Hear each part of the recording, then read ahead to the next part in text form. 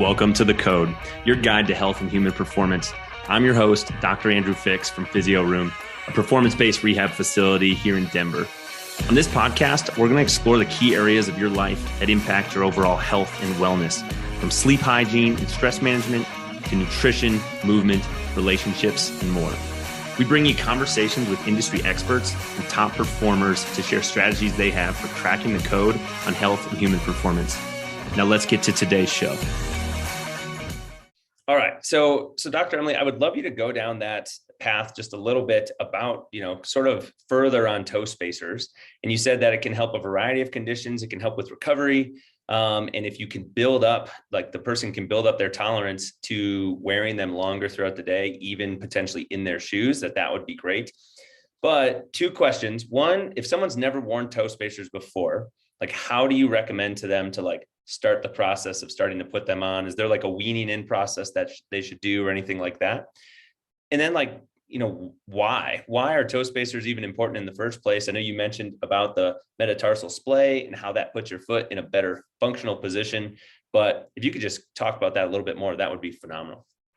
Yes. So when you think toe spacers, one of the most important benefits that I associate to them is toe function. So optimal digit function for walking and balance is that we need long, straight, and flat digits to optimize energy output when we walk, right? Because it's, if you do a calf raise, and the listeners, if they want to, even if they're sitting, do a calf raise, okay, look at your foot is in this high heel position, right? But that's called a lever.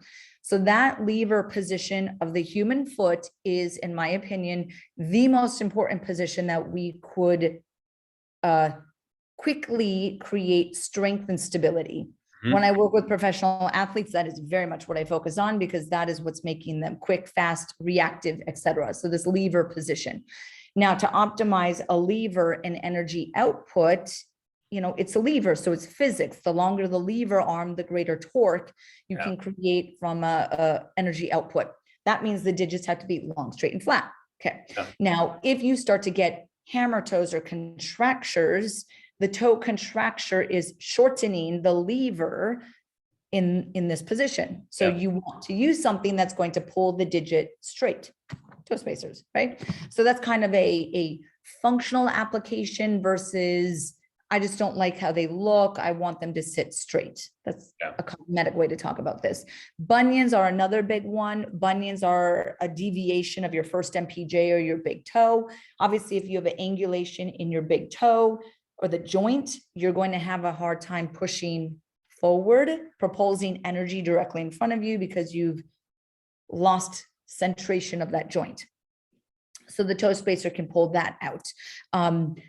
Those are the big ones. Of course, I had said neuromas and plantar fascia and all of that stuff, but functionally, I look at what is happening in the lever position with the digits to optimize that power output. Also from a balance perspective. So as we get older, we obviously start to lose our balance. Mm-hmm. Part of that on how we maintain balance is what's called toe flexor strength. So toe flexor strength is again correlated to long, straight, flat digits. It's what you're doing when you do short foot exercise or doming, and certain foot exercises are focused on toe flexor strength. That's the outcome measure. Vivo Barefoot had a study showing that if you wear their shoes or minimal shoes, not their shoes, but it was their shoes, for 6 months, you can increase toe flexor strength. So their conclusion was that minimal shoes such as Vivo Barefoot is a foot strengthening device. Yeah. Or it could be used, right? Which is true. That toe flexion strength was the outcome measure, and it is a assessor of push off, energy output, and balance. And it's really the critical measure for foot function is toe flexor strength. So that's where I start to look at toe spacers. From a utilization, for your other question, was I typically tell people to start with them 30 minutes, an hour, right? At the end of the day, just see how you feel, when you're eating dinner, watching TV, reading a book, whatever, just put them on at the end of the day. As you feel comfortable in that, just start to increase the time a little bit. Mm-hmm. certain toe spacers, such as the ones by Naboso, which are splay, are intended to be worn in your shoes. They actually hook around the toes, so they're stable, so you can wear them in your shoes. Of course, the shoe has to be wide enough. They can be worn when doing yoga, Pilates, doing rehab with you, at night, recovery. So they're very diverse from a footwear perspective. If you have the width in the shoe to allow it or to fit it in, then that would be the best way to use it, especially if you have hammer toes, bunions, neuromas, because that's when you stress it, is when you walk around. And most often people are shod or in shoes when they're walking around. Mhm. I hope that answers your question. Yeah, and I love that. And that's exactly what I tend to try to relay to my clients is, if you're going to wear these toe spacers, ideally, I want you to wear them when you're moving. Like, I want you to wear them not only when you're sitting down, but also when you're up moving around, so that your foot can start to learn how to function in this position that's more optimal than being squished inside your shoe. So back to the shoes, and you had mentioned Vivo Barefoot, and before we actually started recording this, we had talked about a couple brands. What are some of the brands of shoes that you tend to recommend to clients that you work with that maybe check the box on what you said of they do have the width that's allowable to potentially wear toe spacers inside of them? Yeah, so some of the brands from a zero drop perspective, because I know you said you like zero drop, so I'll go into that first. Mhm. Vivo Barefoot, Zero Shoes. I actually really like a brand called Feel Grounds. It's I've a heard of them, small yeah. US-based one, really good. Flux is another one, which is good. There is a more female-centric one, which is called Origo. Okay. It's organic, again, US-based. A UK-based one is called Lissom, Lissom. That is a female-focused shoe. Those are more the zero drops that I like. The Yeah. transitional would be kind of like one step higher as far as still width, but a little bit of cushion, just a little bit of drop. So I give those to some of those patients that might need just a slight amount of control based off of their injury history or their foot type. Yep. Ultra is probably the biggest one on that one. Yeah. On running, people like it's a little bit more narrow, but it has that slight drop. All the way in the anti-barefoot, and I know you know Hoka. Listeners will know Hoka, which is very anti-barefoot, but there is a time and place that I actually recommend that to my patients. A limited time that I recommend that to my patients, and that would be Hallux limitus, Hallux rigidus, some of my neuromas, some of my plantar plates after I do stem cell injections to a tear in the ligament under the toe, some of my midfoot and ankle arthritis patients. So it's a very specific application of where I would say, go into this much of a cushion and stiff rocker shoe. Yeah. And that's where you're actually trying to use the shoe to bypass range of motion in the foot that you don't have. If you Yep. do have it, barefoot all the way if you can, ideally. Yeah, and I like that. And I try to meet the client as often as we can, like where they're at in that journey of, if we think that it is possible and there is the potential there to gain some lack of range of motion back so that you can function the way that you're designed to, just like you said, I like to push them down that minimal support, wide, minimalist shoe approach. But there are times when the person does not have that range of motion, and due to their situation, they're not going to get it. And yeah, you may have to benefit from one of those rocker-based shoes or something that's going to help them with propulsion, rather than us just continuing to try to crank away on that joint that, maybe there is some sort of fusing present, or maybe they have a condition where it's just not feasible for them to move towards that minimal side. So I like that you approached both and addressed both those situations. Yeah, and I would just add that if someone is using a Hoka, they're definitely putting in a Naboso insole in there. Or if they have to use a custom orthotic, such as I have one in front of me that's really stiff, I need them to put something sensory on this. Otherwise, research shows that stiff orthotics like this can actually atrophy the intrinsic muscles of the feet. So I need to make sure that they're staying connected to their feet with a very rigid structured device in their shoe. Yeah. Yeah. And that's, that goes back to the orthotic question or topic, goes back to like what I usually tell clients. is we have this belief that, across all of society in the shoe industry, that we have to have structured, supportive shoes. We have to have arch supports. You walk into any one of like hundreds and hundreds of different running stores, and they either have you stand on something or get you on the treadmill. And it seems like the approach usually is to just try to restrict as much movement as possible that's happening in that frontal or side to side plane. But we don't take that approach with other parts of the body, right? Like we don't take that approach with, say somebody fell and they sprained their wrist, and they go see their physician or their orthopedic, right? And they get put in like a wrist brace to put them in a certain position for healing. But the plan is to get out of that wrist brace at some point in time, not to just wear it forever. But that's not the approach we take with arch supports. We take the approach of, you need to have this to support your arch, and then when it wears out, you need to get another one. And when you buy new shoes, you got to get another one. And you just said, like, I know, but maybe not everybody listening, if you continue to wear those, your foot is actually going to weaken. Yeah. And demonstrated through research, which is validating to some people who need to see the data behind it, right? So that's why I try to find the balance. So if I have a patient that actually does need orthotics because of severe post-tib pain or a tear, and they have, ligament laxity, there's exceptions to every situation of what we're talking about, right?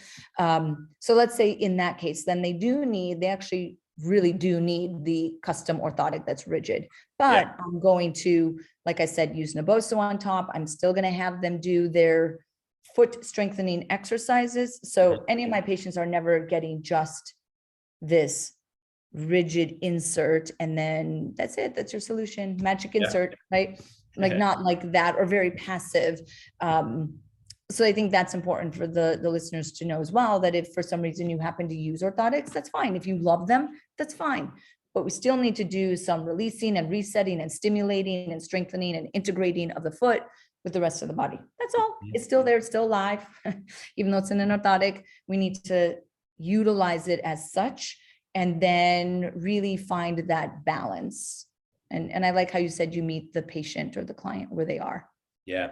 And I like that because I like to live by this mantra of and, not or. Like, it's not like we're going to do orthotics or this other thing. You could do orthotics, and while you're doing these other things that are going to help you out, because of course you can't live in that orthotic 100% of the time. You're not going to use that while you're, in the shower or whatever. And, that poses a whole nother situation where people lose their balance and things. The ground is wet, your eyes are closed, you're not trying to get soap in your eyes, and people have falls in that situation, and of course you're not wearing that orthotic in there. So yeah, we could have a whole nother episode on that if we wanted to, going down why do they so readily get prescribed, but I think we know, and the listeners know the answer to that possibly.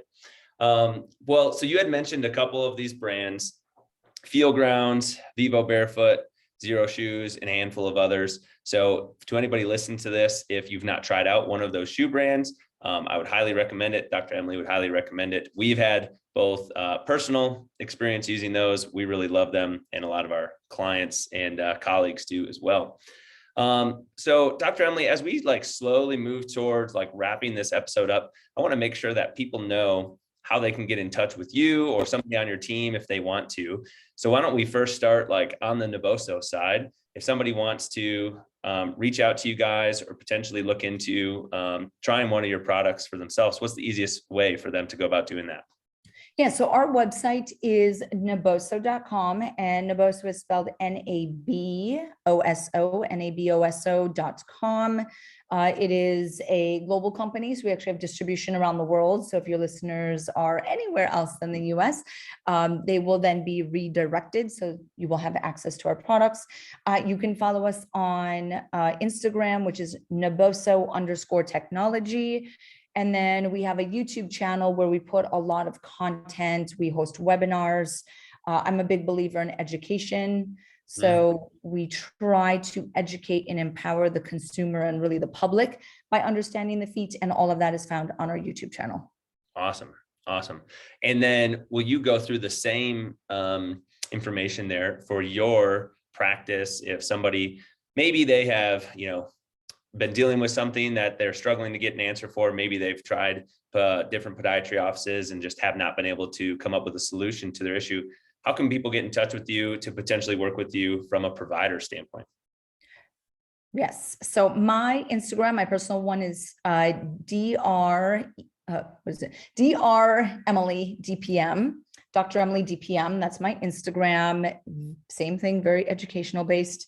I just want people to understand their own feet and function. And if they are told something, to question it based off of some of the content that I do put out. Again, I have my own personal YouTube, and then my podiatry practice is just my name. So dremilysplickle.com. If you do not remember that, then just Google Dr. Emily Barefoot. And I'm sure you'll pop up. Dr. Emily Barefoot will get you all the information. But yeah, so I see, again, for the listeners, that I see patients virtually all over. Most of the patients I see are coming to me because they're looking for an out of the box perspective. I can treat almost everything, and people are quite surprised. I can do very good virtual assessments that I can pretty much diagnose and treat almost everything through a virtual consultation. Obviously, the only thing I cannot do is the stem cell injections that I do, because I haven't figured out how to do that. If you figure that out, I think that's a whole new business that you've got. Right, exactly. But yeah, so just head to my website, message me. Lots of questioning. If you have imaging and you're curious about it, send that my way as well. Awesome. This was great. So for all of you guys listening, all that information that Dr. Emily just shared about Naboso and about her practice, you'll find that in the show notes. So be sure to check that out and start to make your transition towards minimalist functional footwear, and go get out of your shoes and be curious about the things that you're told out there. Again, Dr. Emily, thank you so much for spending your time with us this afternoon on The Code. I hope you have an awesome rest of your day. Thank you so much. I hope the listeners enjoyed. Thanks. Bye-bye, you guys.